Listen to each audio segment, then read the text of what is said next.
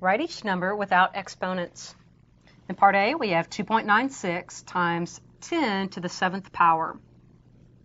Multiplying by 10 to a positive power is going to move the decimal point 7 places to the right.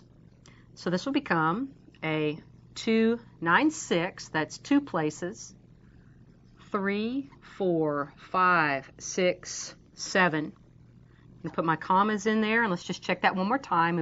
We've moved the decimal point 1, 2, 3, 4, 5, 6, 7 places.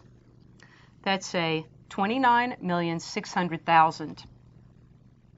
In part B, we have a 6.07 times 10 to the negative 8th power.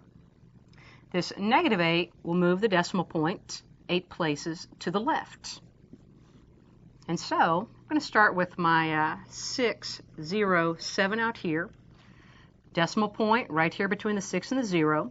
It's going to move 8 places to the left. So let's count them off. That's a 1, 2, 3, 4, 5, 6, 7, 8. I'm going to put a leading 0 in there as well. So we should have 7 zeros. 1, 2, 3, 4, 5, 6, 7.